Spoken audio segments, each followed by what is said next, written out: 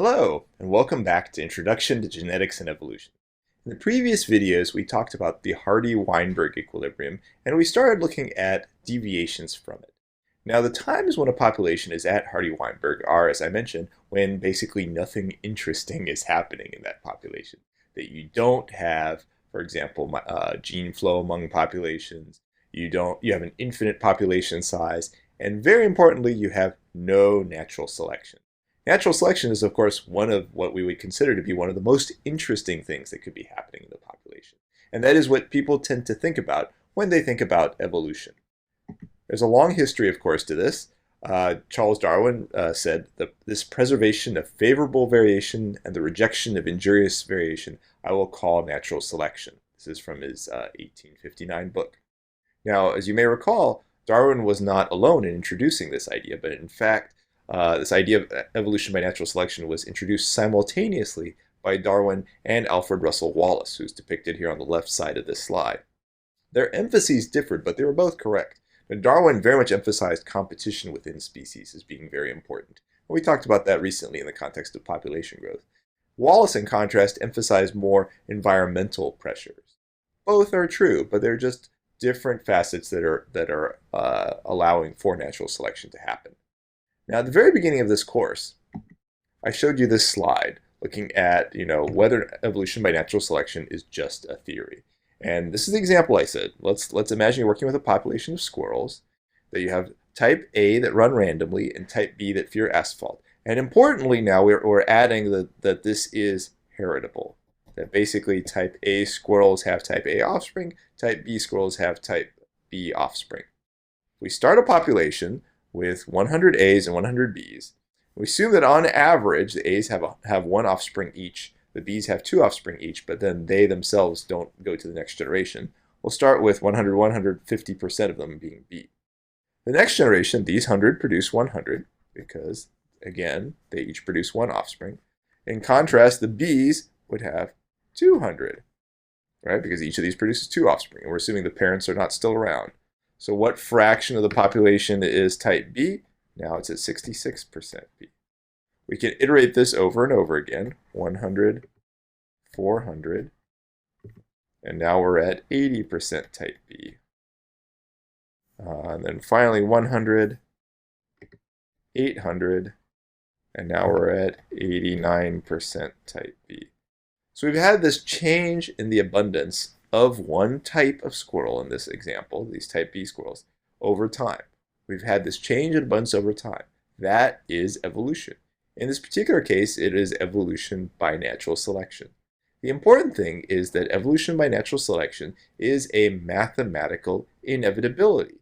That there was nothing here that was expressing any sort of morality or immorality or anything like that, but it is just explaining what happens when you have three conditions met. These three requirements for evolution by natural selection are very simple. You have variation in traits. So in the previous example, that variation was illustrated as squirrels fearing asphalt versus running randomly. You can see the same sort of thing in this picture from the Freeman and Heron textbook with peppers that vary in how hot or spicy they are. There's heritability of traits. In the previous example, those type A squirrels had type A offspring. Type B squirrels that feared asphalt had type B offspring. Or in this case, the hot peppers have hot pepper kids. The not so hot peppers have not so hot pepper kids. And finally, that this trait, this variation affects survival or reproduction. In the previous example, it was you were more likely to reproduce more if you didn't die if you were type B. In this case, you're more likely to produce more if you're spicy because you're not being eaten up by mice. That is natural selection. There's nothing controversial about it. Now, there's at least two ways that this can be studied. You can look at natural selection by examining variation in quantitative traits. We'll come back to this near the end of this lecture. Or you can look at it looking at single loci, single places in the genome, like one gene, for example. Now, we already discussed the former a little bit in the context of heritability. Recall, heritability was this response over selection. And again, the genetic component there, how much of the variation is genetic, will dictate how much of a response you get to selection happening. And this response will often come from changing allele frequencies at many, many loci. Not at one locus, but at many loci. We depicted this in that example with height before.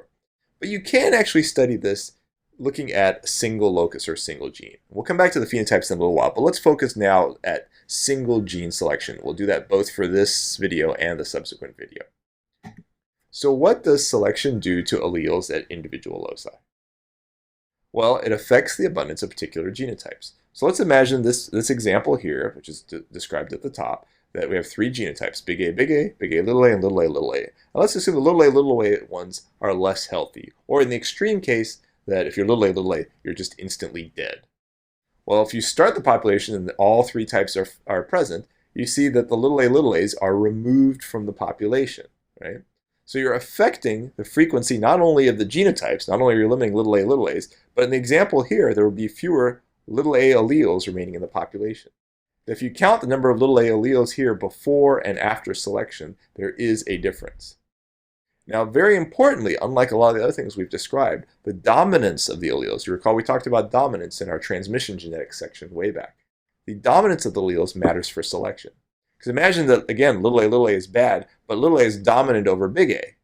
In that situation, if little a was dominant over big A, then these individuals over here would also be dead. So you'd lose all of them. But in this particular example, that was not the case. Instead, we said little a was recessive. So again, dominance does matter in the context of selection. So how much selection is there out there? Well, there is definitely some strong selection in humans. Again, we've talked before how spontaneous bad mutations are actually quite common. And some extreme examples, now when you think of like chromosomal abnormalities and things like that, those do happen quite often. And in fact, half of pregnancies are never detected because they spontaneously abort very, very early on, so that you don't even know what happens. And about half of those spontaneous abortions come from genetic problems. So you can imagine about 25% of all human fertilizations are immediately eliminated. Immediately eliminated. And this elimination is because of natural selection, that they are unfit, they are inviable, right? So that's a very extreme example of strong selection happening, but it is definitely there. Now let's talk about weaker selection. Well, weaker selection does happen as well, and we see it still in humans. One great example to look at is lactose intolerance. And if you go way back, let's say you went back in time 7,000 years, everybody, all humans, were actually lactose intolerant. That's the ancestral state. Now, estimates suggest that maybe individuals who are lactose intolerant had maybe about 5% fewer kids than those that were lactose tolerant. So when you had this new mutation that came up that allowed this extra source of nutrition, this lactase persistent or lactose tolerant, these individuals had 5% more kids and therefore were more fit. Now you might think, 5% more kids. I mean, you can't have 5% of a kid. Now again, we're thinking of averages across individual. You can think of it as 5% more likely to have another kid. But is 5%, is this serious selection? Will this actually make any sort of change over any kind of observable time period? Well, we can simulate the effects of selection, whether it's strong or weak, using various software packages. One very popular one is called Allele A1. I have the link here if you'd ever like to play with it yourselves. So let's simulate this. Let's say the fitness of big A's is 0.95. Basically, they have 95% the fitness of individuals that are lactose tolerant when you're intolerant. And let's say these lactose tolerant ones, big A, and little a, let's say their fitness is 1.0. Now these are, in this case, these are relative fitness. This is just saying that you have 5% higher fitness when you're tolerant than when you're intolerant. And in this case, tolerance is dominant. We know this, in fact, in the case of humans. So let's look over the course of just 5,000 years. That's a reasonable amount of time because this particular, a mutation that conferred lactose persistence or lactose tolerance arose in Africa about 5,000 years ago, about the time the step pyramid was actually built in Egypt. So what would happen if you had this 5% fitness advantage over 5,000 years? Well, this is an approximation using allele A1. They're starting off 5,000 years ago where basically everybody was intolerant, right? So this is the frequency of the big A allele, the intolerant allele. And look, over 5,000 years, we get down to the present, and very few individuals are actually lactose intolerant, maybe only about 20%. That's actually not very far off from what we see in human populations today. There's a lot of variation among different populations, but this isn't a crazy far off thing. That weak selection over long periods of time can lead to very big changes in allele frequencies. This was actually one of Darwin's insights, not specifically with respect to allele frequencies, but he suggested that weak selection over very long periods of time could create big changes in traits. Now, in doing this, we used this idea of relative fitness of genotypes. That we said that, the individuals who are big A, the ones who are lactose intolerant, right, they had a fitness of 0.95, whereas the others had 1.0, 1.0. So again, the big A had on average 5% fewer kids that were successful than big A, little a, or little a, little a. Now again, just because something is selected against doesn't mean it's intrinsically bad. Obviously, as I note here, humans survived for a very long time as big A when we were lactose intolerant. And we all had kids. We didn't go extinct as a species. But this is just saying, on a relative scale, you're better off this way than that way. It doesn't mean that it's actually bad to have the other one, just not as good. Let me give you an analogy. This is a kind of silly musical analogy.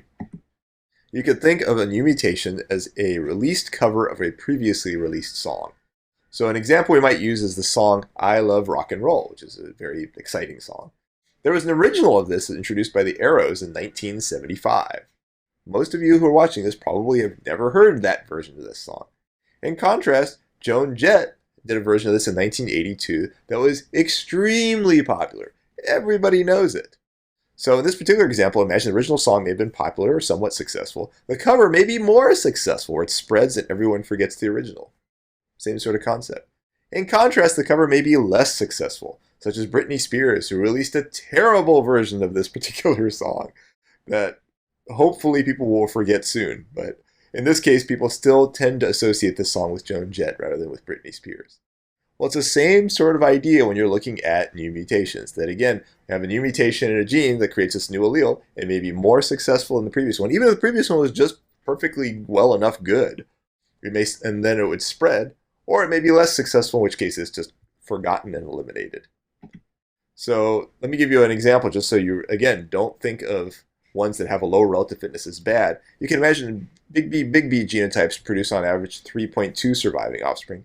Big B, little b produce on average 3.0, and little b produce on average 2.4. Well, all of these are producing more than 2 offspring. So again, you can potentially more than replace yourself, but in one case, you do so better than the others, such that when you're in competition, big Bs are the best. So the most fit genotype is big B, so we can call it 100% of the maximum, and that's why we say this relative fitness of it is 1.0. And the others then we express as a percentage of the maximum. So big B, little b would be 3.0 over the maximum, which is 3.2, or 0.94. Little b would 2.4 over 3.2, so it would be 0.75. So one of them is 6% less fit than big B. The other one is 25% less fit. This just gives you some way of thinking about relative fitness. Now, let's apply these sorts of things to Hardy-Weinberg. Well, what is the effect of Hardy-Weinberg? Well, let's use an extreme example. Let's say that little a individuals are perfectly fine as kids, but then at age 10, they all instantly die. They pop or something. It's kind of gruesome, but I'm sorry. So at age 8, let's say you had a population here with 490 big A's, 420 big A little a's, and 90 little a's. So is this population Hardy-Weinberg? The answer is actually yes. If you want, you can try out the math as a good practice problem. This population is in fact at Hardy-Weinberg.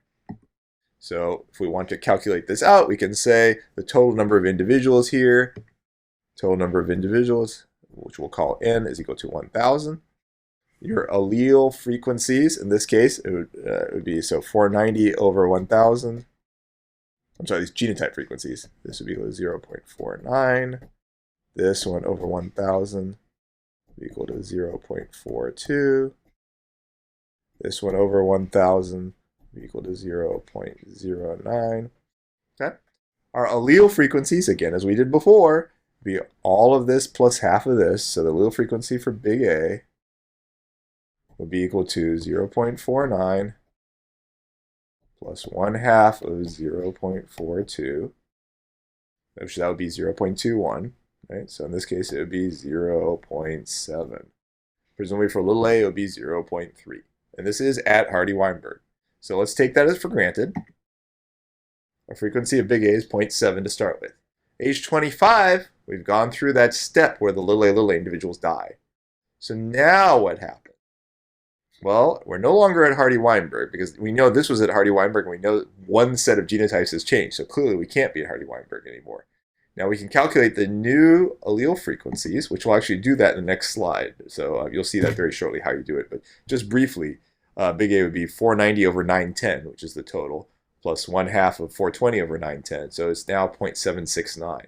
So we actually have a change in allele frequency from 0.7 to 0.769. Big A is more abundant because we've lost some of the little a's. And we have this deviation from Hardy-Weinberg. Now, importantly, we've had a change both in the genotype frequencies and in the allele frequencies. So you see it in terms of the alleles here, and obviously in terms of genotypes since we've eliminated a subset there. Now, are the little a's gone for good? And what happens next? So we've lost the little a's here. Are they gone for good? No. Well, let's look at what happens next.